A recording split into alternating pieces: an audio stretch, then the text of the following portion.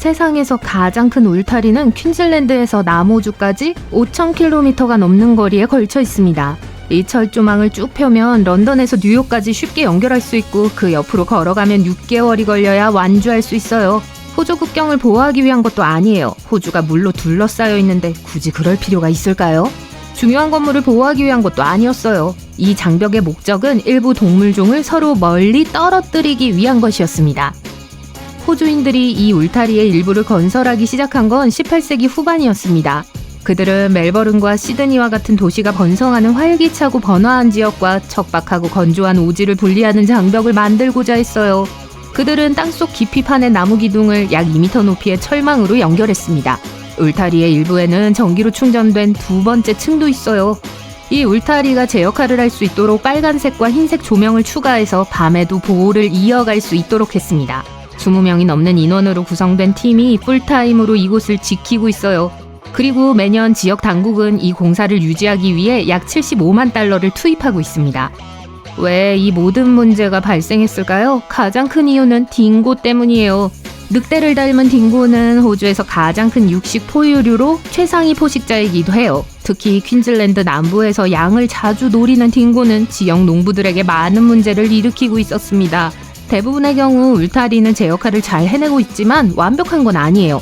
일부 딩고는 여전히 몰래 통과하는 경우가 있어요. 때로는 야생 낙타가 울타리에 부딪히기도 해요. 호주에는 낙타의 개체수가 상당히 많거든요. 하지만 이 인공적인 해결책은 지역 주민들이 기대했던 것 이상의 파급력이 있었습니다. 주민들은 울타리 안에 딩고가 더 적어질 것이라고 생각했어요. 하지만 딩고가 줄어든다는 건 캥거루가 늘어난다는 뜻이죠. 캥거루가 많아지면 양과 먹이를 두고 경쟁이 치열해집니다. 몸집이 큰 캥거루만 압박을 느끼는 건 아니에요. 작은 동물과 녹지 역시 변화를 겪었습니다. 좁은 공간에서 경쟁이 치열해지면서 지역 주민들은 식물과 작은 동물의 다양성이 줄어든 것을 발견했어요. 시간이 지남에 따라 토양은 영양가가 낮아져 식물 성장에 영향을 미쳤습니다. 게다가 울타리는 동물의 이동과 종자 확산을 막는 장애물 역할을 하고 있어요. 심지어 모래 언덕도 그 영향을 받고 있는데요. 사구를 지탱해줄 풀이 줄어들고 있어요. 과학자들은 울타리 양쪽의 캥거루를 관찰한 결과 울타리 안의 새끼 캥거루가 평균적으로 더 가볍고 작다는 걸 발견했습니다. 바깥쪽 새끼들은 나이에 비해 발과 머리가 더 컸어요. 그리고 그게 다른 먹이를 먹어서는 아니었습니다. 딩고와 땅을 공유하게 된 캥거루들은 생존을 위해 더 빨리 몸집을 불려야 했던 거예요. 반대로 울타리 안의 동물들은 같은 종류의 압박을 받지 않았기 때문에 더 느리게 성장했습니다. 이들은 먹이를 놓고 다른 많은 생물과 경쟁해야 했기 때문에 더 이상 큰 크기가 우선순위가 아니었어요. 이러한 차이가 일시적인 현상인지 아니면 장기적인 유전자 적응의 결과인지는 아직 확실하지 않습니다. 딩고를 길들인다면 도움이 되지 않을까요? 많은 사람들이 딩고가 한때 호주에서 반려동물이었다고 생각하지만 확실하지 않습니다. 요즘 딩고는 늑대, 하이에나, 코요테처럼 야생성이 강한 동물이에요. 딩고는 대부분 생존을 위해 무리가 필요하지 않으며 예리한 본능을 타고난 단독 사냥꾼입니다. 따라서 이들을 길들이는 건 쉽지 않아요. 하지만 현재로서는 구조물을 철거하는 것은 선택사항이 아닙니다. 호주인들은 딩고를 멀리하는 데 매우 엄격하기 때문에 울타리를 망가뜨리는 사람들에 대한 법까지 마련하고 있어요. 횡단 게이트를 열어두면 최대 3개월 동안 감옥에 갇힐 수 있습니다. 울타리를 훼손하면 6개월간 자유를 잃을 수도 있어요. 호주인들이 울타리가 동물 문제에 도움이 될 수 있다고 생각한 건 이번이 처음은 아니었어요. 딩고 때문에 울타리가 필요하기 전에 그들은 심각한 토끼의 침입을 경험했습니다. 토끼는 귀엽긴 하지만 농사에 사용되는 토지를 훼손하고 있었습니다. 그래서 지역 주민들은 세 부분으로 된 울타리를 생각해냈어요. 첫 번째는 남쪽의 레이븐스 토프 근처에서 필바라 해안의 파두역까지 뻗어 있었습니다. 그 길이는 1770km가 넘었고 당시 전 세계에서 끊어지지 않은 최장 길이의 울타리였습니다. 이 모든 토끼 문제는 토마스 오스틴이라는 한 남자에게서 비롯된 것일 수 있어요. 1859년 처음 호주에 왔을 때 그는 토끼 몇 마리를 야생에 풀어놓으면 이곳에 약간의 매력을 더할 수 있을 거라 생각했어요. 하지만 토끼는 호주가 원산지가 아니기 때문에 당시에는 천적이 없었습니다. 또한 토끼는 풀만 있으면 먹이를 구할 수 있는 매우 적응력이 뛰어난 동물이에요. 번식 속도도 놀라울 정도로 빨라 어미 토끼 한 마리가 1년에 4번 임신할 수 있고 새끼를 많게는 한 번에 5마리까지 낳을 수 있습니다. 얼마 지나지 않아 토끼의 수는 급증했어요. 80년대 후반 토끼로 인한 피해가 너무 심해지자 지역 당국은 이 문제를 해결할 수 있는 해결책을 제시하는 사람에게 현재 가치로 약 200만 달러에 해당하는 상금을 주겠다는 제안을 내놓았습니다. 아무도 상금을 신청하지 않았지만 10년이 조금 지난 후 한 위원회가 모여 울타리 아이디어를 생각해냈어요. 울타리를 유지하는 일은 복잡했습니다. 검열관들이 감시를 맡았고 각 검열관은 약 800km 길이의 구간을 담당했어요. 처음에는 자전거를 사용하다가 낙타로 바꾸기도 하고 낙타를 이용해 카트를 끄는 등 작은 구간을 순찰하는 경계병도 있었습니다. 한때는 자동차를 사용하기도 했지만 거친 지형을 감당할 수 없어 타이어가 계속 펑크가 났어요. 효과면에서는 1902년에 이미 토끼들이 울타리의 반대편에서 놀고 있었습니다. 그래서 4년 후에 또 다른 울타리를 설치했죠. 한동안은 효과가 있어서 지역 당국이 토끼 그물망 대출을 통해 두 번째 울타리 너머의 농부들을 돕는 데 신경 쓰지 않을 정도였어요. 하지만 두 울타리 사이에 있는 사람들은 여전히 토끼 문제를 해결하는 데 어려움을 겪었습니다. 얼마 지나지 않아 토끼들은 두 번째 울타리 위로도 퍼져나갔고 해결책이 효과가 없다는 게 분명해졌어요. 일부 지역에서는 울타리를 만드는 동안에도 교활한 토끼들이 울타리를 뚫고 지나가는 경우도 있었습니다. 오늘날까지도 토끼 개체수 때문에 호주 공무원들은 때때로 힘든 시간을 보내고 있어요. 딩고 울타리가 가장 긴 울타리일지는 몰라도 가장 이상한 울타리는 아닙니다. 터키의 아쿠아리움 울타리가 그 상을 받을지도 모르겠네요. 이 50m의 수족관 울타리는 고가의 빌라의 바다 전망을 모든 층에서 볼 수 있도록 하기 위해 지어졌습니다. 요즘에는 다양한 물고기와 문어를 보기 위해 전 세계에서 많은 관광객이 모여들고 있어요. 투명 구조물을 설치하는 건 어렵지 않습니다. 진짜 문제는 3,962m에 이르는 매설 파이프라인을 통해 아쿠아 펜스를 에게해와 연결하는 것이었어요. 이렇게 하면 물이 지속적으로 흐르기 때문에 수족관을 깨끗하게 유지하고 물고기들이 행복하게 지낼 수 있습니다. 섬세한 울타리를 훼손하거나 물고기 한두 마리를 훔치는 사람이 없도록 주인은 보안에도 투자했어요. 안면 인식 기능이 탑재된 17대의 카메라 네트워크를 설치했죠. 방문객들은 자유롭게 둘러보고 사진을 찍을 수 있지만 너무 가까이 다가가면 경보가 울릴 수 있습니다. 뉴질랜드의 브레지어 울타리는 또 다른 기이한 울타리 중 하나입니다. 센트럴 오타고를 지나가다 보면 온갖 크기, 모양, 패턴의 브레지어가 장식된 울타리를 우연히 발견할 수 있어요. 이 이야기는 1969년 이 지역 주민들이 카드로나 벨리로드를 따라 울타리에 매달려 있는 4개의 브레지어를 발견한 사건으로 거슬러 올라갑니다. 몇몇은 조금 놀랐지만 다른 사람들은 자신의 브레지어를 장식에 추가하기 시작했어요. 곧 더 많은 브레지어가 등장했고 관광객들이 꼭 봐야 할 명소가 되었습니다. 인기가 너무 높아서 때때로 이 지역의 교통 문제를 일으키기도 했어요. 예전에는 호주에 거인들이 있었습니다. 이들은 오늘날 이 대륙에 사는 어떤 동물보다 왜소했을 정도로 거대한 동물이었어요. 과학자들은 애들레이드에서 4시간 거리에 있는 남호주의 나라코트 동굴에서 이러한 고대 동물의 유골을 발견했습니다. 아름다운 지역이지만 위험할 수 있으니 바닥이 뚫린 구멍을 조심하세요. 핏홀 트랩으로 알려진 이 동굴들은 대부분 커피 테이블보다 넓지 않아요. 깊고 어두운 동굴 속으로 곤두박질 칩니다. 이러한 동굴 중 하나인 빅토리아 화석동굴은 수세기 동안 약 4만 5천 마리의 동물뼈가 숨어있는 보물창고입니다. 가장 오래된 뼈 중 일부는 오늘날 우리가 만날 수 있는 어떤 동물보다 훨씬 더 무서운 동물의 것이기도 해요. 바로 홍적세 시대의 호주 대륙을 누비던 거대한 짐승인 고대 호주의 거대 동물들이에요. 그 중에는 거대한 뱀, 날지 못하는 거대한 새, 코뿔 속 크기의 원백 같은 생명체 등 다양한 동물이 있었어요. 지금까지 과학자들이 발견한 호주 거대 동물 중 가장 큰 사례 중 하나는 디프로토돈입니다. 이 거대한 초식 동물은 길이 3m, 높이 2m에 무게가 2,500kg 이상으로 작은 아시아 코끼리만큼이나 무거웠어요. 이 무시무시한 짐승은 고기를 먹지 않았지만 그 엄청난 무게로 다른 동물들을 부숴버릴 수 있었을 거예요. 과학자들이 호주 전역에서 수백 마리의 유골을 발견했으니 당시 그 지역에서 이 거인보다 큰 동물은 없었다고 해도 과언이 아닙니다. 디프로토도는 소름 끼치는 외모와는 달리 현대의 원뱃과 친척 관계였고 원뱃은 가끔 사람을 덮치기도 하는 것으로 알려져 있어요. 디프로토돈의 발가락은 안쪽으로 향하고 굴을 파는데 적합했어요. 반면에 디프로토돈은 거구여서 굴을 파는 건 맞지 않았을 거예요. 땅을 파는 작은 조상으로부터 물려받은 특성이었을 가능성이 높습니다.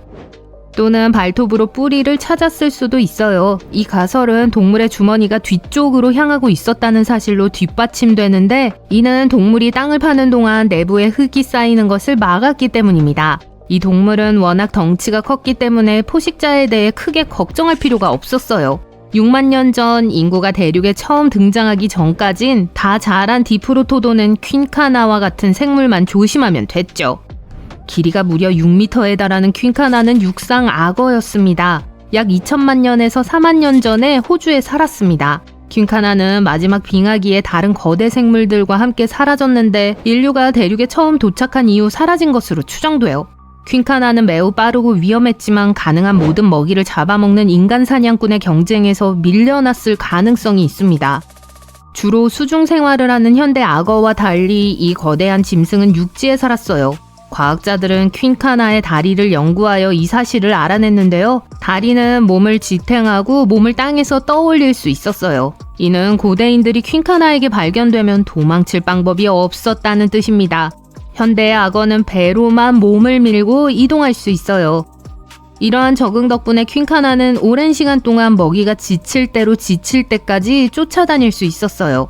이 고대 괴물의 또 다른 소름 끼치는 특징은 이빨입니다. 수생 악어는 원추형 이빨을 가지고 있는데 이 이빨은 수중에서 먹이를 잡고 붙잡는 데 매우 효과적입니다. 하지만 퀸카나는 칼 같은 이빨을 가지고 있어 포유류와 같은 부드러운 육체의 동물을 자르는데 이상적이었어요. 호주의 또 다른 괴물인 틸라콜레오는 몸집이 그리 크지는 않았지만 그렇다고 해서 덜 무서운 건 아니었어요. 여전히 호주 최고의 포식자이자 가장 큰 육식동물 중 하나였죠. 이 동물은 선사시대 기준으로도 정말 기이한 동물이었어요. 첫째, 이빨은 일반적인 포식자의 이빨이 아니라 설치류의 이빨과 비슷했습니다. 앞니는 송곳니를 대신해 커져 있었어요. 소구치도 칼날 모양으로 살과 뼈를 자르는 데 사용되었습니다. 처음에 과학자들은 틸라콜레오가 이빨을 이용해 견과류와 과일을 먹었다고 생각했어요. 하지만 나중에 한 연구에 따르면 이러한 이빨을 사용하는 것이 목과 척추에 더 적합하다는 사실이 밝혀졌습니다. 이 고대 동물의 턱은 엄청나게 강력했습니다. 100kg의 틸라콜레오에 물린 힘은 오늘날 250kg의 사자와 비슷했어요. 자신보다 훨씬 큰 먹잇감도 쉽게 쓰러뜨릴 수 있었다는 뜻입니다. 그리고 꼬리도 있었죠. 꼬리는 강한 근육을 가지고 있어 큰 먹이를 잡을 때 꼬리를 지지대로 사용할 수 있었습니다. 틸라콜레오는 접을 수 있는 발톱을 가지고 있었는데 이 특징은 유대류 동물 중에서는 매우 드문 특징입니다. 덕분에 날카로운 갈고리가 무뎌지는 것을 방지하고 먹잇감을 더 잘 잡을 수 있었어요. 과학자들은 또한 오늘날의 표범처럼 틸라콜레오가 나무를 타고 올라가 다른 동물 위로 뛰어오를 수 있었다고 확신합니다. 너무 빠르고 은밀해서 무엇이 자신을 덮쳤는지 전혀 모를 정도였죠.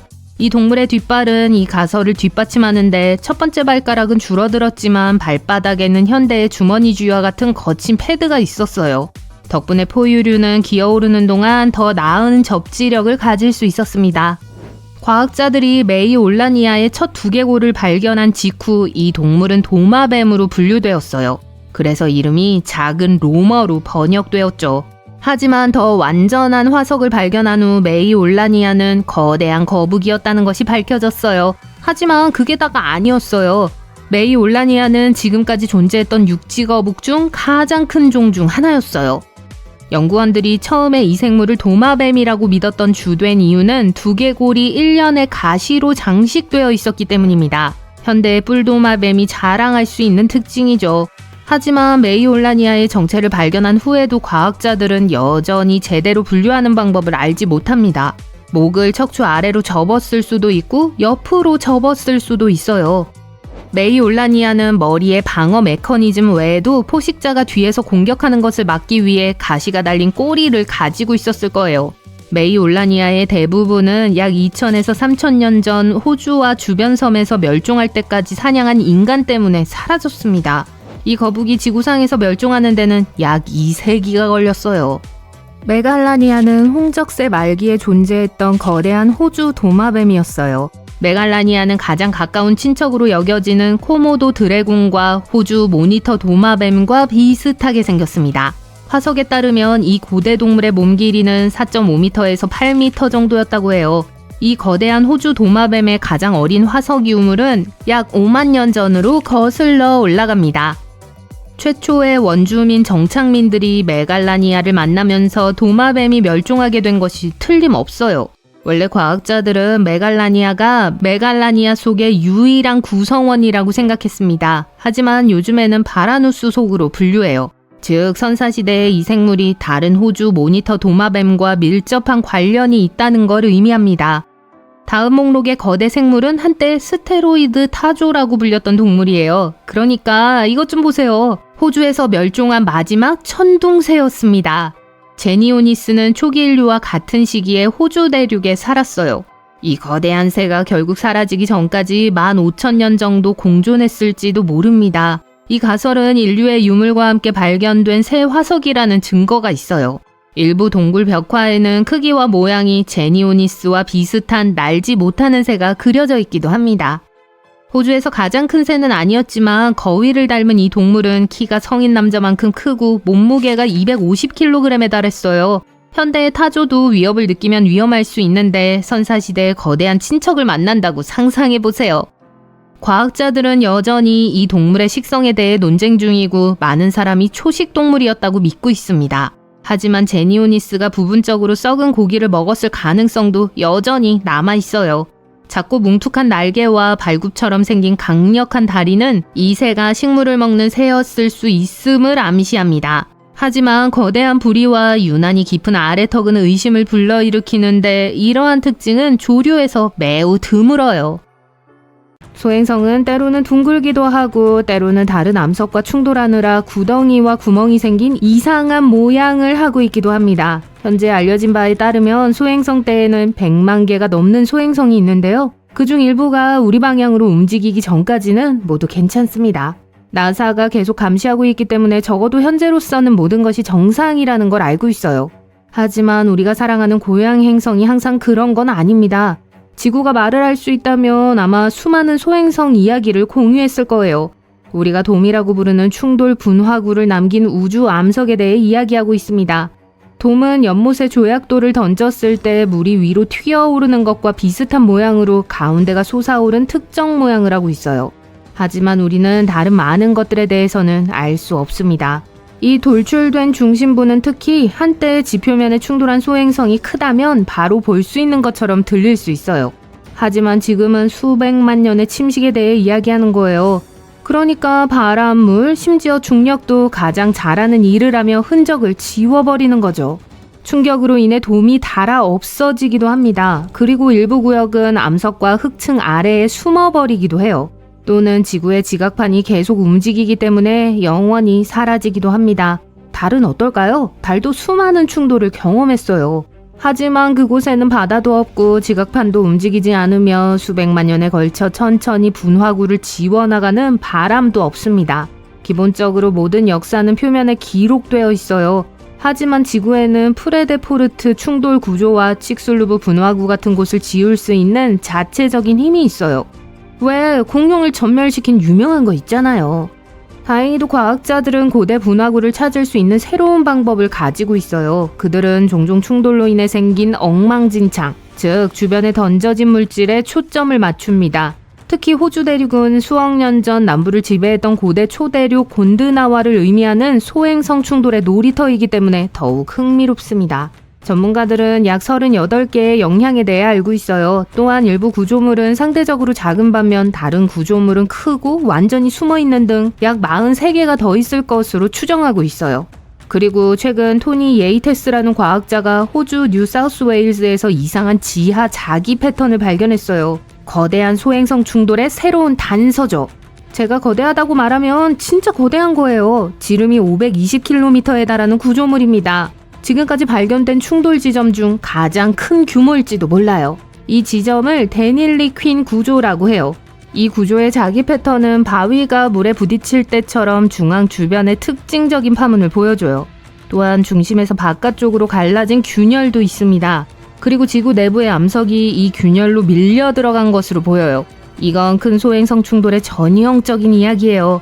이 구조물은 아마도 수억 년 전 곤드나와 동부에 위치했을 거고 호주를 포함한 여러 대륙에서 분리되기 훨씬 전이었을 겁니다. 현재 이 분화구에 대해 우리가 아는 것은 표면에서 보이는 것뿐이에요. 이 충돌에 대한 자세한 정보를 찾고 증거를 확보하려면 땅을 뚫어봐야 해요.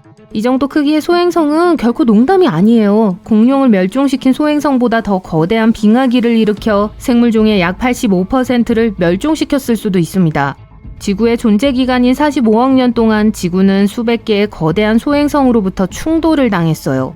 하지만 그렇다고 해서 대기권에 들어오는 모든 우주 암석이 실제로 지상까지 도달하는 건 아니에요. 대기권을 통과하는 대부분의 소행성은 가로 1m 정도로 비교적 작습니다.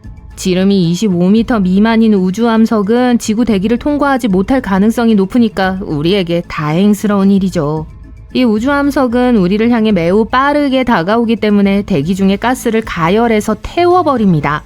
그런데 우주 침입자가 대기권에 들어오면 유성으로 변해요. 그리고 대부분의 경우 유성은 떨어질 때 큰 피해를 입히지 않아요. 하지만 예전에는 훨씬 더 큰 물체들이 나라와 지구에 충돌했습니다. 그중 적어도 190개는 오늘날에도 볼 수 있는 상처를 남겼어요. 정말 큰 분화구 중 하나는 남아프리카 공화국에 있는 브레데포트 분화구로 폭이 160km에 달합니다. 과학자들은 현재로서는 이 분화구가 가장 크다고 생각하고 있어요. 호주의 새로운 분화구에 대해서는 아직 가능한 한 많은 세부 사항을 더 확인해야 하니까요. 남아프리카에 있는 이 소행성은 약 20억 년 전에 형성됐는데 이 소행성을 만든 소행성은 공룡을 멸종시킨 소행성보다 더 컸을 거예요. 소행성이 1km보다 크면 전 세계에 큰 영향을 미칠 수 있어요. 이 충돌은 너무 강해서 사방에 화재를 일으키고 많은 먼지를 공중으로 던졌을 수 있어요. 대기 중에 먼지가 너무 많으면 지구의 기후가 몇 달 또는 몇 년 동안 변할 수 있습니다. 그리고 오늘날 우리가 칙슬루브 분화구라고 부르는 거대한 구멍을 만든 가장 유명한 소행성도 있습니다. 아시다시피 6,600만 년 전 불쌍한 공룡들이 돌아다니며 먹이를 잡고 사랑에 빠지고 그저 제 할 일을 하던 시절에 지구에 충돌한 소행성이에요. 모든 게 추락 자체로 바로 지워지진 않습니다. 우주로 많은 파편이 날아갔고 지구로 다시 떨어졌을 때 화재와 화염이 사방에 퍼졌어요. 이 충돌은 또한 수년 동안 지구를 덮은 거대한 먼지 구름을 만들어냈습니다. 이 구름은 햇빛을 차단해서 식물과 먹이사슬 전체에 해를 끼쳤죠. 충돌과 어려운 환경 속에서 살아남은 공룡들도 먹이를 찾는데 어려움을 겪어 결국 살아남지 못했습니다. 그래도 공룡은 우리에게 많은 화석을 남겼고 영화와 이야기의 영감이 됐어요. 아주 오래전 캐나다에서 큰 물체가 지구에 충돌해서 오늘날 우리가 서드베리 분지로 알고 있는 큰 구멍을 남겼습니다. 사람들은 그것이 소행성이라고 생각했어요. 하지만 현재 일부 전문가들은 얼음과 암석이 섞인 거대한 해성이었을 것으로 추정하고 있어요. 지금은 기상 조건으로 인해 구멍이 거의 사라졌는데요. 사람들은 여전히 그곳에서 철과 니켈을 채굴하고 있고 동시에 그곳에 떨어진 우주 물체가 남긴 잔해도 발견할 수 있어요. 인도 남부의 깊은 곳으로 이동하면 론나 분화구라는 커다란 구멍을 발견할 수 있습니다. 200년 전 주민들은 이 구멍을 우연히 발견하고 화산에서 생긴 것으로 생각했어요. 하지만 지금은 약 3만 5천 년에서 5만 년 전에 지상에 추락한 운석의 흔적이라는 사실이 밝혀졌어요. 이 분화구가 특별한 이유는 현무암이라는 암석으로 형성된 것으로 알려진 유일한 분화구이기 때문이에요. 분화구 주변에는 나무로 뒤덮인 언덕이 있고 이곳에는 공작새와 가젤 같은 동물들이 살고 있어요. 겨울에는 새들도 분화구 근처의 호수를 방문하곤 해요. 호수 자체도 매우 흥미로운 데다 그곳에 사는 작은 생물들 때문에 호수가 분홍색으로 변하기도 해요. 물론 이 색 변화는 오래 지속되지 않습니다. 호주는 왜 그렇게 텅 비어 있을까요? 바다의 많은 부분을 왜 우리는 아직 발견하지 못했죠? 우리 지구는 완벽한 구인가요? 또 지구가 한때 녹색이었다기보단 보라색이었나요? 전 여러분이 우리 행성에 대한 이런 사실들을 몰랐을 거라고 장담해요. 그러니까 알아봅시다. 호주는 정말 커요. 유럽 전체와 거의 맞먹는다면 그 크기가 쉽게 이해될 거예요. 약 2,600만 명의 사람들이 살고 있는 호주는 면적당 인구가 가장 적은 나라들 중 하나예요. 세계에서 가장 인구가 많은 순위에서 55위밖에 되지 않는 반면 육지 면적은 6번째로 커요. 왜 그리 많은 곳이 비어있는 걸까요? 그럴듯한 추측은 모든 바위 뒤에 숨어있는 많은 위험한 동물들 때문일 거예요. 적어도 이 정도면 제가 호주를 피하기에 충분하지만 이걸 설명해주는 한 가지 특별한 이유가 있어요. 호주의 건조한 기후가 85%의 인구를 해안에서 48km 이내에 거주하도록 했어요. 그리고 그중 80%는 강우가 더 흔한 동쪽을 따라 살아요. 전반적으로 강수량이 부족하지만 호주의 20%만이 살 수 없는 사막이고 40%만이 인간의 기준으로 거주 불가능한 사막으로 여겨지고 있어요. 물 소비량은 실제로 매년 평균 강우량보다 높아요. 하지만 더 먼 곳에 훨씬 더 많은 인구를 부양할 수 있는 고대의 수원이 저 아래에 숨겨져 있어요. 이것은 세계에서 가장 큰 지하 담수 자원 중 하나인 대찬정 분지예요. 호주의 5분의 1 크기인 169만 9,032km에 걸쳐 있어요. 0.5m 깊이 아래에 지구를 덮을 수 있을 만큼 충분한 물이 있어요. 또는 유용하게 쓴다면 목마른 호주인들에게 향후 1,500년 동안 충분한 물을 제공할 수 있어요. 호주의 6.5%만이 농사에 적합한 토양이므로 이건 그리 큰 양은 아닌 것 같아요. 하지만 잊지 마세요. 호주는 크고 이 작은 비율은 프랑스 크기 정도예요. 농업에 사용할 수 있는 이 방대한 면적은 농산물의 70%를 해외에 더 수출하고도 호주의 인구를 먹여 살릴 수 있을 만큼 충분해요. 그런데 풍요로운 땅, 음식과 물이 있는데 인구 수치는 왜 그렇게 낮을까요? 아주 느린 이주 과정이 이유예요. 우선 오직 영국인들만이 이곳에 살았어요. 그러다가 다른 유럽인들에게 국경을 개방했는데 이 제한은 1973년까지 유지됐어요.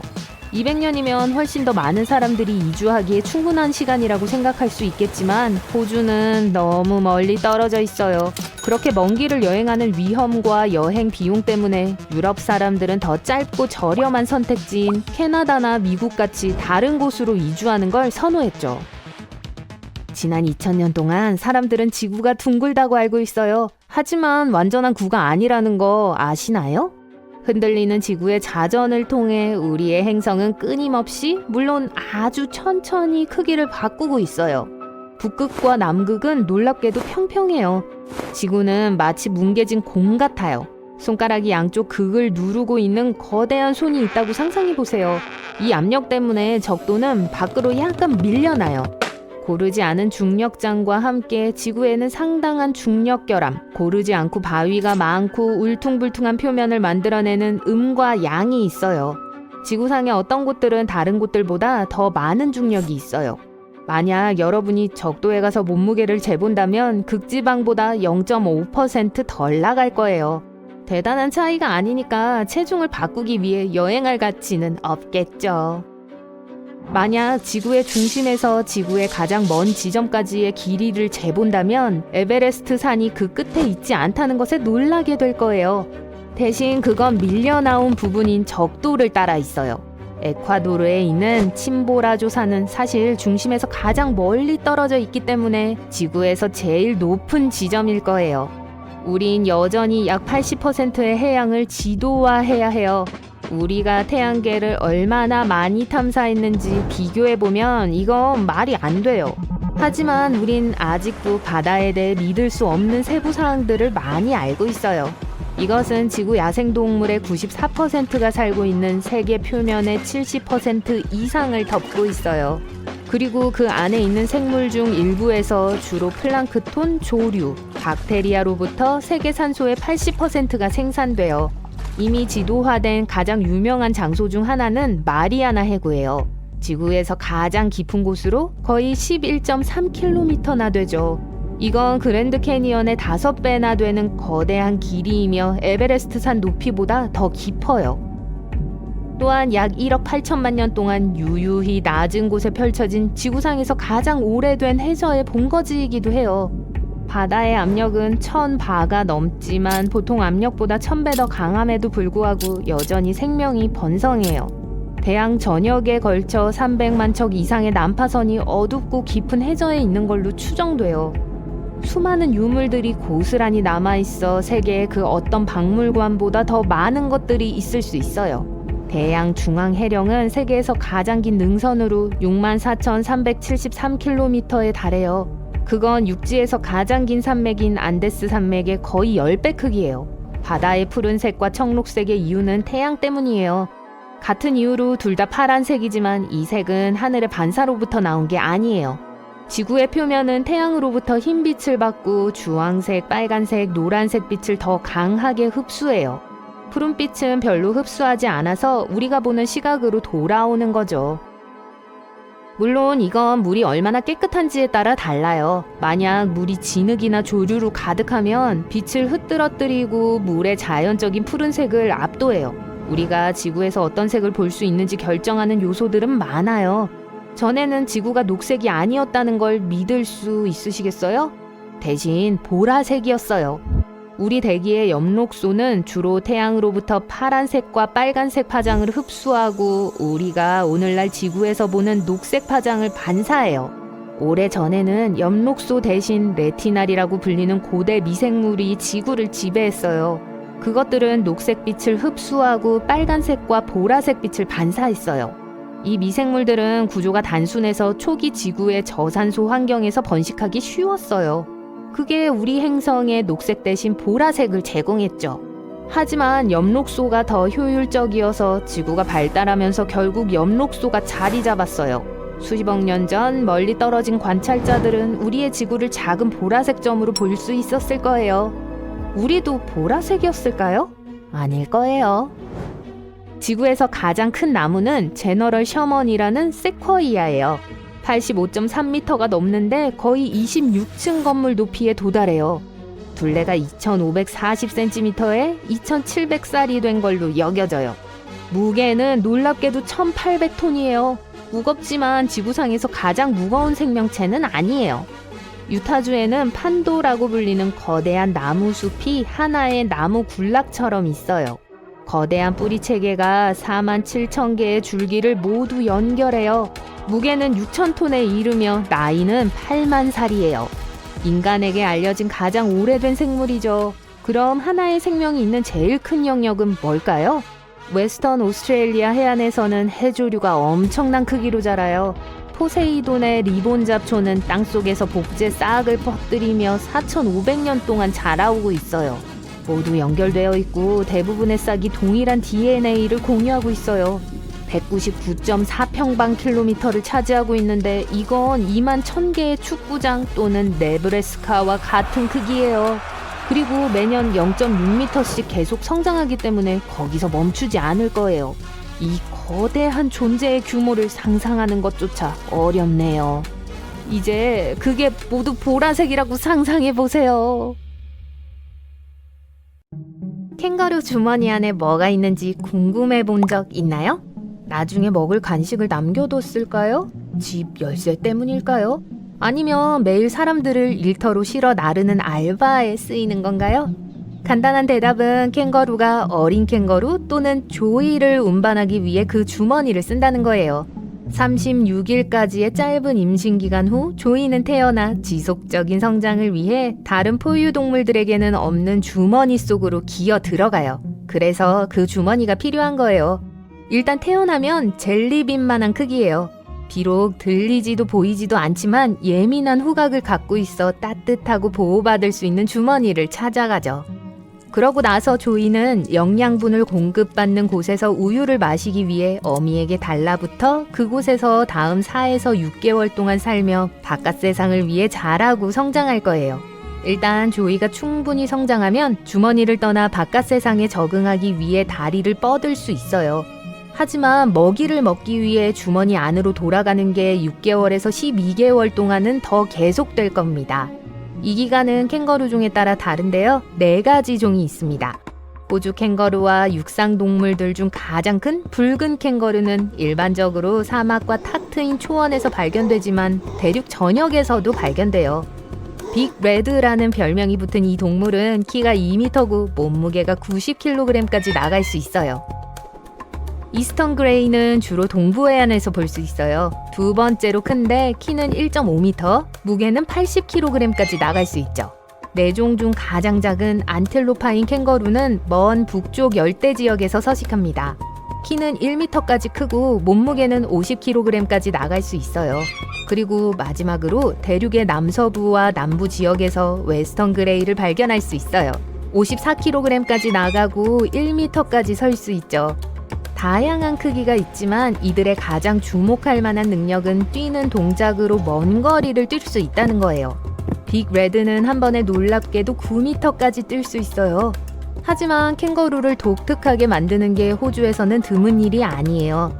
캥거루는 다른 분류인 큰발 동물과와 진화적인 특징을 공유합니다. 왈라비, 왈라루, 쿼카, 덤불왈라비는 각각의 분류에 여러 종이 있는 캥거루의 먼 친척이에요. 이들 모두 크기가 다양하고 호주와 뉴기니 전역에서 자신들이 적응한 독특한 지역에 살고 있어요.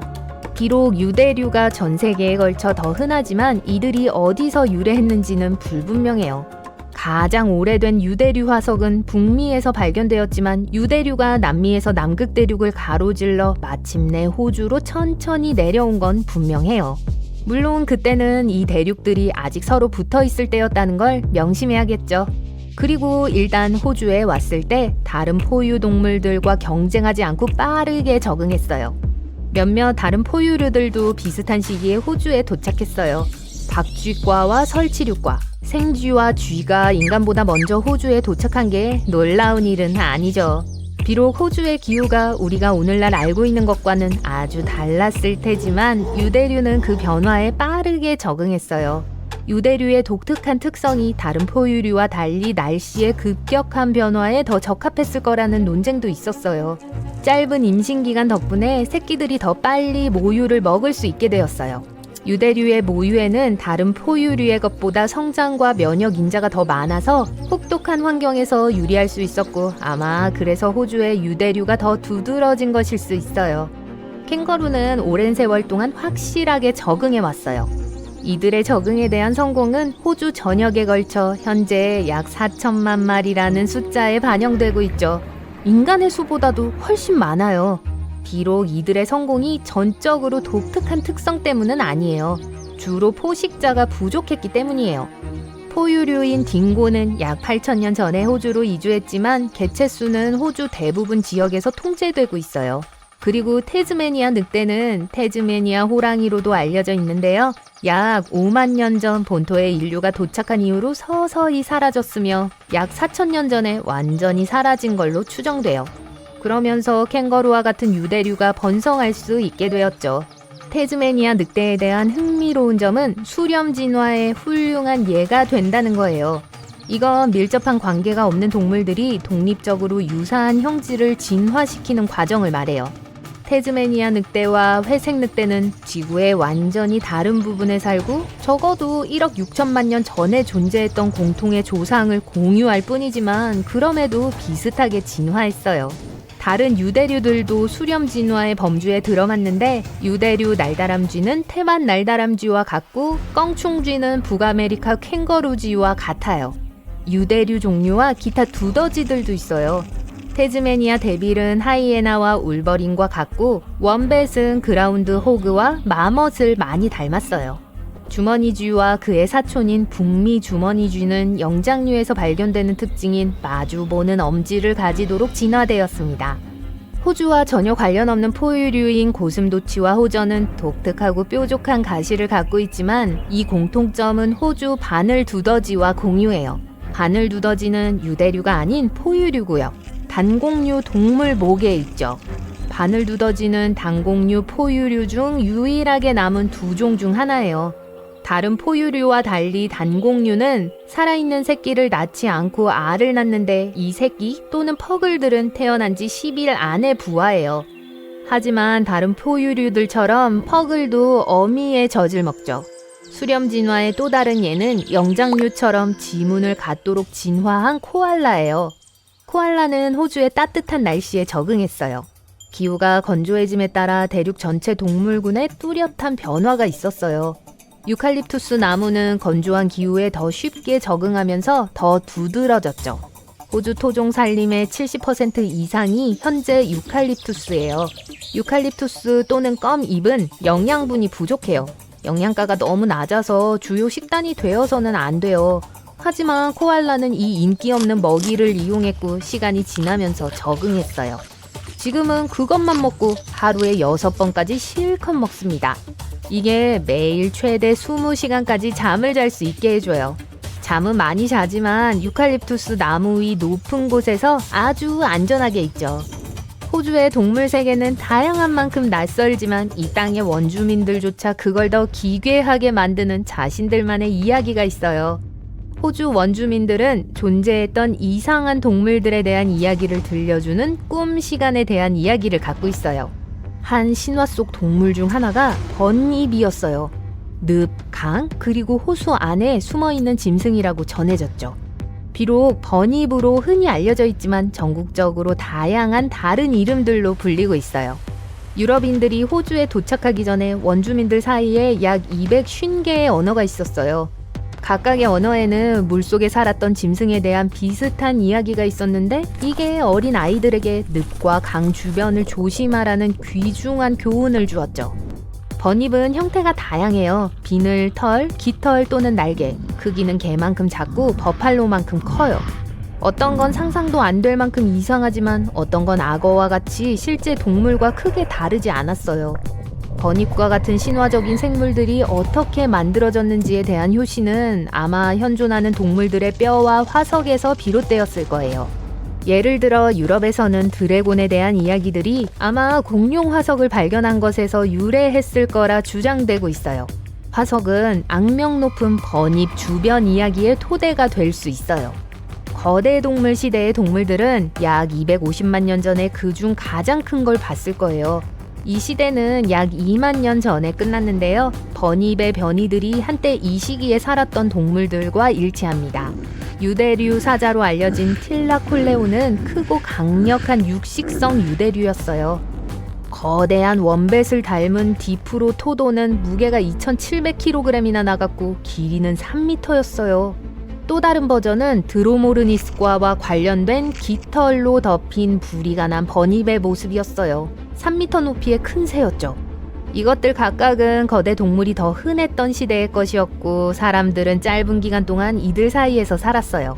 비록 호주의 거대 동물의 시대는 오래전에 끝났지만 여전히 대륙의 건조, 새로운 종의 도입, 그리고 심지어 인간의 개입에 대한 변화에도 적응한 동물들이 있어요. 4종의 캥거루, 빅레드, 이스턴 그레이, 웨스턴 그레이, 그리고 안틸로파인 캥거루는 모두 거대 동물 시대에 살아있는 표본들이에요. 여러분이 이 생물을 처음 봤을 때 날아다니는 사파이어라고 생각할지도 모릅니다. 파란 띠벌은 그 보석처럼 아름답거든요. 이 날아다니는 곤충에겐 노란색이 아닌 정녹색 줄무늬가 있습니다. 거대한 녹색 눈은 에메랄드를 닮았어요. 그리고 얇은 갈색 날개는 무늬가 새겨진 셀로판 층처럼 보입니다. 이들이 일반 벌과 다른 건 외모뿐만이 아닙니다. 파란 띠가 있는 벌들은 혼자 다녀요. 그러니까 때로 지어 다니지 않고 큰 둥지에서 살지 않는다는 거예요. 이 벌들은 주로 흙 속에 작은 굴이나 바위 틈에 정착하곤 합니다. 푸른 벌과 일반 벌의 또 다른 멋진 차이점은 독특한 수분 방법입니다. 과학자들은 이를 진동수분이라고 합니다. 파란 벌은 꽃 위에 앉아 발을 꽉 쥐고 온몸을 흔들기 시작하는데 그러면 작고 빠른 진동이 만들어지게 됩니다. 이렇게 하면 벌은 꽃을 빠르고 부드럽게 흔들 수 있게 될 거예요. 그러면 꽃가루가 꽃밭 밖으로 나게 될 거예요. 그때 벌은 멈춰서 그 꽃가루를 몹니다. 어떤 과학자들은 이 벌들이 수분할 때 보라색 꽃을 더 선호한다고 생각합니다. 푸른 벌들이 식물과 섞이고 적들의 눈에 띄지 않게 해줄 수 있으니까요. 하지만 이 이론은 아직 증명되지 않았습니다. 푸른 띠벌은 주로 호주 영토에 서식합니다. 호주의 농업에서 아주 중요한 요소죠. 이 벌들은 토마토, 크랜베리, 가지, 블루베리, 키위, 고추와 같은 작물을 위해 일합니다. 보통의 벌들은 이 식물들 대부분을 수분시킬 수 없지만 이 파란색 친구들에겐 가능한 일이에요. 전 세계 식물 중 8% 이상이 진동 수분을 통해 수분이 됩니다. 그래서 농부들은 푸른 띠벌들을 아주 사랑하고 보호하죠. 말벌과 벌은 생김새가 매우 비슷합니다. 때때로 구별하기가 어려울 수도 있어요. 하지만 이들의 생활 방식은 완전히 다릅니다. 벌은 식물을 수분시키고 꽃에서 과즙을 모으고 꿀을 만드는 데 모든 시간을 보내는 조용한 친구들이에요. 벌은 작고 강력한 트럭이라고 말할 수 있겠네요. 하지만 말벌은 경주형 슈퍼카입니다. 더 공격적이고 훨씬 빠르고 공중에서 더 기동적이에요. 그리고 심해 쏘이면 더 아플 거예요. 네, 이들도 한 식물에서 다른 식물로 꽃가루를 옮기거나 과즙을 먹을 수도 있어요. 하지만 이들의 주요 임무는 진딧불과 애벌레 몇몇 종과 같은 해충의 개체수를 통제하는 거예요. 몇몇 추정치에 따르면 말벌은 영국에서 한 여름 동안 14,000톤 이상의 곤충을 제거한다고 해요. 전 세계적으로 얼마나 많은 일을 할지 상상이 가시나요? 말벌은 위험한 곤충이지만 그 중에서도 평화로운 성격과 생활 방식을 가진 말벌도 있어요. 미장이벌입니다. 검은색과 노란색이지만 더 우아해 보이네요. 일반 말벌떼는 여왕이 조종합니다. 하지만 미장이벌은 혼자 다니는 벌이에요. 이들은 진흙으로 작은 둥지를 짓고 아이들과 함께 삽니다. 미장이벌은 위험한 경우에만 물어요. 다른 말벌들과 달리 이들은 거미, 파리, 애벌레를 마비시킬 때만 독을 사용합니다. 그리고 나서 아이들을 먹이기 위해 잡은 것을 둥지로 가져가죠. 그러니 둥지 안에서 마비된 거미떼를 발견했다고 해도 놀라지 마세요. 한 둥지에 500마리 이상의 벌레가 있을 수도 있거든요. 작은 말벌들이 알아서 뭐하면 그들은 즉시 축제를 시작합니다. 가장 불친절한 말벌종은 왕벌입니다. 이들은 말벌이지만 더 크고 더 화가 나 있으며 물릴 경우 훨씬 더 큰 고통을 줍니다. 모든 곤충들 중에서 가장 위험한 벌 중 하나예요. 왕벌은 엄지손가락 크기까지 자랄 수 있는데요. 보통 벌의 3배 크기죠.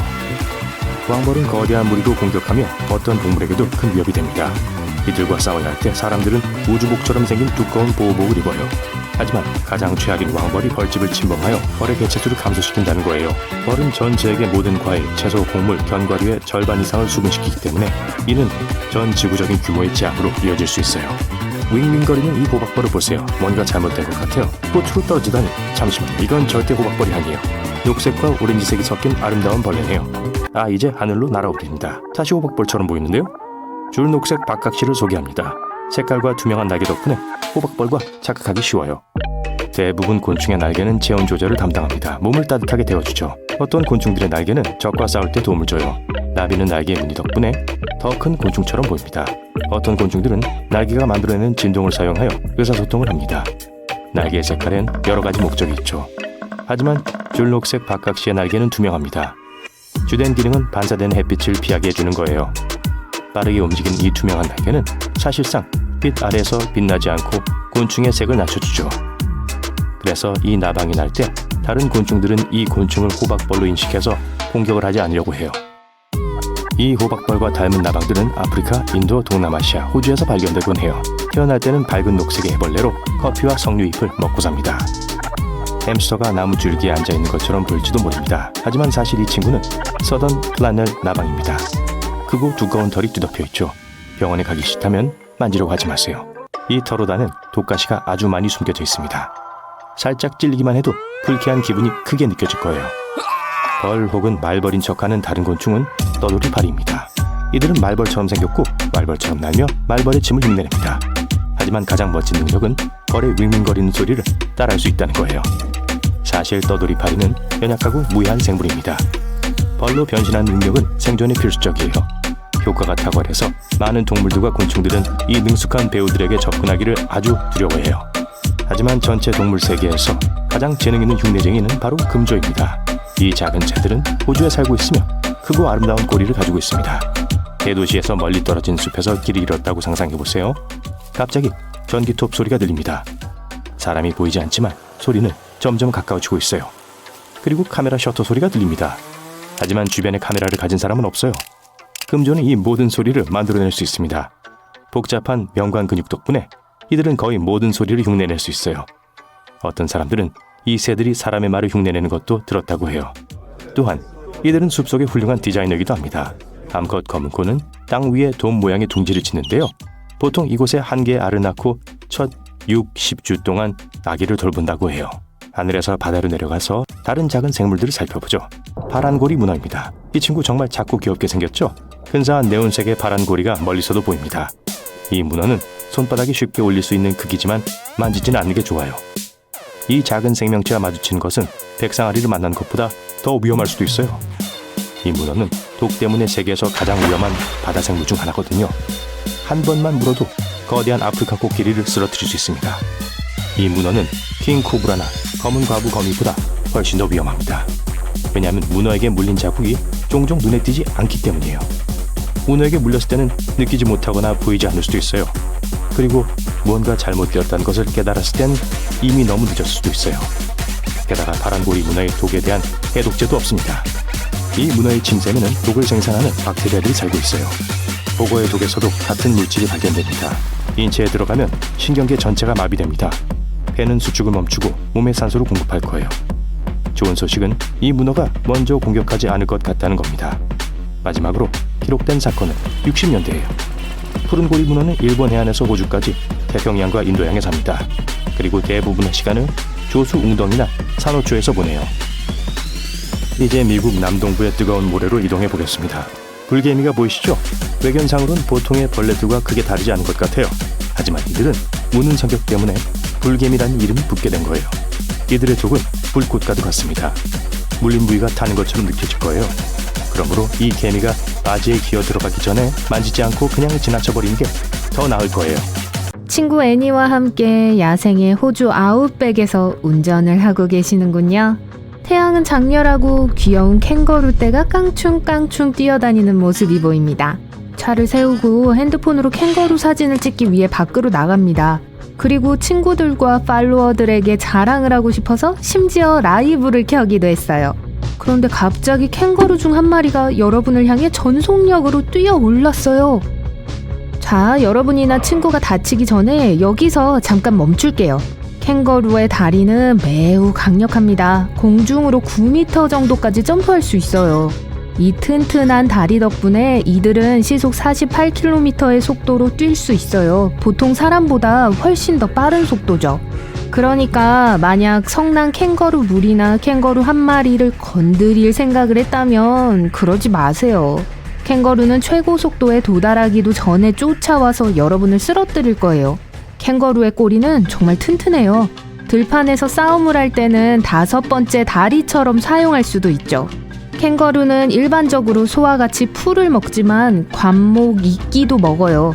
꼬리는 균형을 유지하는데 필수적이에요. 캥거루는 키가 1.8m까지 자랄 수 있는데 꼬리는 그 절반을 차지합니다. 다시 돌아오죠. 캥거루는 여러분에게서 몇 미터 정도 떨어져 있네요.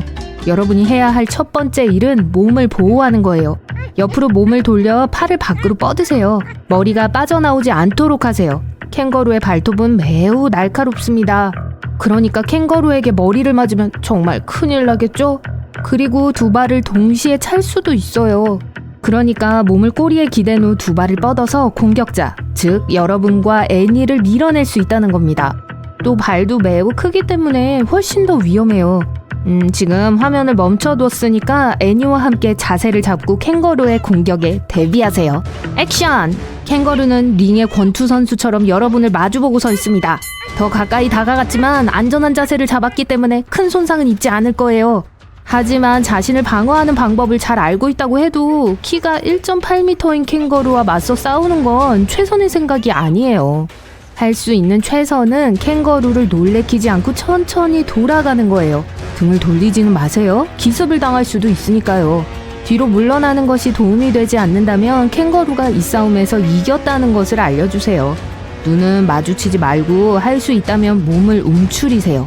여러분은 멀리서 캥거루를 관찰하다가 몇몇 경고 표지판을 놓쳤을지도 몰라요. 캥거루는 여러분을 보고 흥분해서 발을 구르고 있는 것이 아닙니다. 더 이상 가까이 오지 말라는 신호를 보내고 있는 거예요. 캥거루 한 마리가 여러분에게 뛰어오를 때 자신의 힘을 보여주기 위해 긴 다리를 세워 근육을 부풀렸군요. 가장 큰 잘못은 캥거루가 평화롭게 풀을 뜯고 있을 때 차를 세운 거예요. 캥거루는 여러분을 위협적인 존재로 생각하고 방어 모드로 들어갔어요. 이 무리에는 어미 주머니에서 머리를 내밀고 있는 아기 캥거루들도 여러 마리 있었어요. 암컷 캥거루에게는 배에 새끼를 품기 위한 한 겹짜리 주머니가 있어요.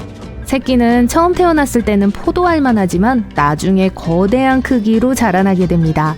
겨우 10개월 후 아기 캥거루는 엄마 주머니에서 나와 스스로 깡충깡충 뛸 수 있는 나이가 됩니다. 여러분과 애니는 이 대결에서 일단 살아남았습니다. 12m 키의 캥거루를 대면하게 되면 어떻게 될까요?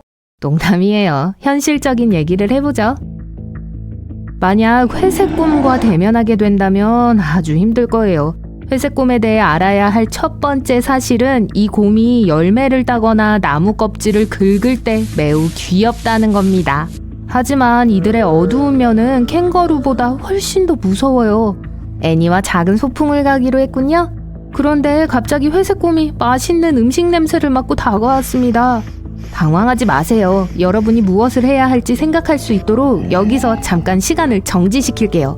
일반적으로 회색곰의 공격에서 살아남는 가장 좋은 방법은 이 곰에게서 완전히 벗어나는 거예요. 회색곰은 먹이를 찾기 가장 좋은 장소를 항상 찾아다니는 떠돌이예요. 또한 후각은 흠잡을 데가 없죠. 곰을 여러분의 소풍으로 이끈 것도 바로 이 코니까요. 곰이 매우 가까이 다가왔어요.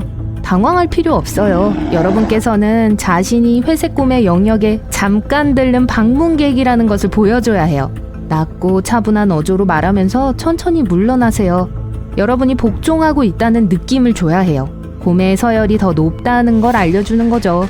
곰과 대면하게 되면 긴장감이 클 거예요. 등을 돌리지 말고 긴장감을 깨보세요. 등을 돌리고 도망친다면 곰이 쫓아오게 될 거예요. 이 경주에서 여러분은 절대 이길 수 없어요. 곰은 사람보다 빠르고 수영도 하고 나무도 오를 수 있으니까요. 그러니까 날개를 달고 날아갈 수 없다면 회색곰을 앞지르려고 하지 마세요. 다음으로 눈을 마주치는 것도 피해야 합니다. 귀엽고 꼭 안아주고 싶은 캥거루처럼 곰도 이 상황을 매우 심각하게 받아들이고 여러분의 모든 움직임을 지켜볼 거예요. 또한 직접 눈을 마주친다면 곰은 그 눈 맞춤을 여러분이 도전장을 던진다는 공격성의 표시로 간주할 거예요. 회색곰도 치킨 게임을 좋아합니다. 여러분의 움직임을 보기 위해 기다리고 심지어 어떻게 반응할지 보기 위해 속임수를 쓸 수도 있어요. 어느 쪽이든 절대 나서서는 안 돼요. 만약 곰이 고개를 숙이고 여러분을 향해 목을 내밀면 곰이 여러분을 향해 돌격하고 싶어 한다는 뜻이에요. 지금 화면을 정지시켰기 때문에 현재로서는 곰의 다음 움직임을 확실히 알 수 없습니다. 곰의 움직임에 따라 다음 행동을 계획해야 하기 때문에 곰이 어떻게 할지 다시 재생을 시켜볼게요. 액션! 회색곰은 지금까지 어떠한 공격적인 모습도 보이지 않고 있어요. 그저 무슨 일인지 파악을 하고 있죠. 아까 얘기한 거 잊지 않으셨죠? 눈을 마주치면 안 돼요. 자, 곰이 공격적 기미를 보이고 있어요. 그러니까 곰이 잠재적으로 여러분을 공격할 수 있다는 거예요. 그대로 서 계세요. 곰은 더 가까워지고 있습니다. 이 시나리오에서 할 수 있는 최선의 움직임은 팔로 머리를 감싸고 바닥에 엎드려 복종을 보이는 거예요. 움직이지 마세요. 곰은 여러분이 복종한다는 걸 알고 그냥 가버릴지도 몰라요. 때때로 곰은 여러분을 혼자 내버려 두기 전에 잠시 동안 머물 수도 있어요. 다행히도 이 곰은 소풍에서 먹을 음식만 원했나 봐요. 그래서 샌드위치를 물고 도망쳤습니다. 이번엔 운이 좋았네요. 하지만 만약 곰이 여러분을 공격한다면 여러분은 최대한 맞서 싸워야 할 겁니다. 근처에 있는 어떤 물건이라도 도움이 될 수 있어요. 곰의 눈과 코와 같이 가장 민감한 곳을 힘껏 조준하는 게 가장 좋습니다. 퓨마가 다른 포식자들과 구별되는 점은 바로 뛰어난 스토커라는 점입니다. 숲에서 하이킹을 하고 있는데 불청객이 따라온다는 것을 깨닫지 못하셨군요. 퓨마가 여러분을 먹잇감으로 생각한다면 여러분을 쫓아오기 시작할 거예요. 그리고 어느 순간 적당한 때라는 것을 알게 되면 갑자기 달려들 겁니다. 이 거대한 고양이들은 일반적으로 사람들을 공격하지는 않아요. 하지만 이들의 속마음을 누가 알겠어요. 퓨마를 대면할 때 대처 방법은 다른 동물들과 거의 비슷해요. 자리에 멈춰 뛰지 마세요. 달리기는 퓨마를 자극할 뿐이고 이 동물을 이길 수도 없을 거예요. 퓨마는 힘이 세고 반사신경이 매우 빠릅니다. 발톱도 강력하고 물리면 아주 끔찍하겠죠? 여러분은 퓨마에게 쫓기고 싶지 않을 거예요. 어떻게 행동해야 할지 생각할 수 있게 화면을 멈추겠습니다. 이제 제자리에 서서 퓨마보다 몸집이 더 커 보이게 자세를 잡으세요. 네, 팔을 들고 가슴을 부풀려 보세요. 우위를 점하기 위해 항상 눈은 마주쳐야 합니다. 회색곰이나 캥거루를 대할 때와 달리 퓨마에게는 약하거나 순종하는 것처럼 보일 필요가 없어요. 반대로 여러분이 퓨마보다 더 강하다는 것을 보여줄 필요가 있어요. 그러니까 몸을 움츠리거나 땀을 흘리지 마세요. 퓨마는 여러분의 모든 움직임을 지켜보고 있으며 다음 단계는 이 동물에게 달려 있으니까요. 다시 재생해볼까요? 퓨마가 공격적 행동의 징후를 보이네요. 이 터프한 고양이는 이 대결에서 지고 싶어 하지 않습니다. 키를 커 보이게 한 것이 아무 도움이 되지 않는다면 팔을 이리저리 흔들면서 있는 힘껏 크게 소리를 쳐보세요. 만약 돌을 던져서 퓨마에게 겁을 줄 수 있다면 이것도 효과가 있을 수 있어요. 그래도 퓨마는 여러분을 공격하려는 것처럼 보이네요. 무슨 일이 있어도 자리를 지켜야 합니다. 잠시 후 퓨마는 항복을 하고 대결에서 도망쳤어요. 여러분의 승리입니다. 하지만 이 일을 무사히 넘겼다고 해서 완전히 끝난 것은 아닙니다. 만약 퓨마가 여러분을 공격했다면 유일한 선택지는 반격하는 것뿐입니다. 대결에서 이기기 위해 근처에 있는 물건들을 활용하고 포기하지 마세요. 음식은 필수적이죠? 좋은 소식은 바다 한가운데 있다고 해도 굶주릴 염려는 없다는 거예요. 거의 모든 바다 물고기는 초밥처럼 날로 먹을 수 있어요. 기생충은 바닷물에서 생존할 수 없기 때문에 이 생선들은 꽤 안전합니다. 안타깝게도 임시방편으로 만든 회를 찍어 먹을 간장은 없네요. 숲 한가운데서도 굶지 않을 수 있습니다. 소나무, 아스펜, 단풍나무, 버드나무, 자작나무의 속껍질은 식용이 가능해요. 초밥만큼 맛있지는 않지만 그래도 괜찮죠. 또한 솔잎을 사용하면 추운 겨울날 몸을 따뜻하게 해주는 환상적인 차를 만들 수 있습니다. 이제 나쁜 소식부터 말씀드리자면 눈을 먹는 건 절대 금물입니다. 의심스러울 정도로 노란 눈을 말하는 게 아니에요. 눈은 배를 채워주지도 않고 갈증을 해소하지도 않습니다. 실제로 눈을 먹으면 체온이 낮아질 수 있어요. 또한 눈을 녹이려면 섭취하는 양보다 더 많은 수분이 필요하기 때문에 탈수 증상이 더욱 심해질 수 있어요. 네, 주방에서 음식을 만들더라도 여전히 위험할 수 있습니다. 맛있는 페이스트리를 만들 때 밀가루는 순식간에 불이 붙을 수 있는 가연성이 높은 물질이니까 불에서 멀리 떨어뜨려 놓으세요. 밀가루는 석탄보다 인화성이 35배나 높으니 안전한 장소에 보관하세요. 한 가지 더 알아두셔야 할 요리 팁이 있는데요. 기름에 불이 붙었을 때 물로 불을 끄려고 하면 오히려 불이 더 커질 수 있습니다. 작은 불이라면 베이킹소다를 뿌려야 해요. 더 큰 불이라면 소화기를 사용하세요. 팬 위에 뚜껑을 덮을 수도 있습니다. 산소가 곧 부족해질 테고 산소가 없으면 불은 살아남을 수 없으니까요. 반려견과 함께 호수나 연못 근처를 걷고 있는데 호수 한가운데 캥거루가 있다고 상상해보세요. 무슨 상황이든 도와주려고 하시지 말고 여러분의 반려견에게 목줄을 채우세요. 캥거루는 포식자에게 위협을 느낄 때 이런 행동을 합니다. 그리고 불운한 포식자가 물에 들어가면 캥거루는 동물을 익사시킬 수 있어요. 많은 개가 이런 식으로 다쳤다는 보고가 있는 만큼 반려견과 여러분의 안전을 위해 강둑에 머물러 주세요. 히치하이킹은 재밌지만 숲속에는 많은 위험이 도사리고 있습니다. 뱀에 물렸을 때 독을 빨아내라고 말하는 사람들을 TV에서 보신 적이 있을 텐데요. 이는 끔찍한 행동입니다. 상처에 해로운 박테리아를 옮길 수 있기 때문이죠. 대신 진정하고 바닥에 누워 상처가 심장보다 아래에 있도록 자세를 조정하고 즉시 응급 서비스에 전화해야 합니다. 또는 친구가 병원으로 달려가야죠. 긴급 상황에서는 돋보기로 불을 피울 수 있어요. 돋보기의 방향을 태양에 맞추고 마른 풀과 같이 인화하기 쉬운 물질을 향하게 하세요. 곧 연기가 보일 거예요. 돋보기의 배율이 높지 않은 경우 렌즈에 물을 추가해서 효과를 높일 수 있습니다. 퓨마에게서는 절대 도망치지 말고 눈을 마주치지 마세요. 동물의 눈을 똑바로 쳐다보는 건 도전할 준비가 되었다는 신호예요. 대신 몸을 크게 벌리고 팔을 벌리고 가슴을 부풀리고 동물에게 소리를 지르세요.